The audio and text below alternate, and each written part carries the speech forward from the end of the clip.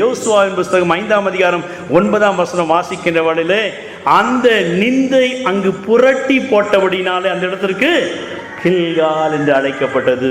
தேவனுடைய பிள்ளைகளே, எல்லா நிந்தனைகளையும் ஆண்டவர் இயேசு கிறிஸ்து சிலுவையிலே புரட்டி போட்டு விட்டார். It's already done. எல்லாம் முடிந்தது. உங்களுக்காக எல்லா நிந்தனைகளையும் அவர் புரட்டி போட்டு விட்டார். நீங்கள் நானும் சுமக்க வேண்டிய அவசியமே இல்லை. எனவே எந்த நிந்தனையாக இருந்தாலும் சரி, தேவனுடைய பிள்ளைகளே, அவர் புரட்டி போட்டு விட்டார். நாம் பயப்பட வேண்டிய அவசியம் இல்லை. ஏனென்றால் நான் ஒரு ஆராதனை வீரன்.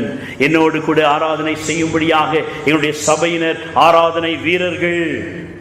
அப்படியாக நாம் மாற வேண்டும். அவ்வாறு மாறுகின்ற வழியில இந்த நெகேமியாவுக்குள்ள இருந்த அந்த ஒரு அழைப்பு, நீங்க யாரையும் போய் கூப்பிடவே வேண்டாம். நீங்க ஆராதிக்க ஆராதிக்க அப்படிப்பட்டவர்கள் தானாக வந்து இணைந்து விடுவார்கள். மாறாவி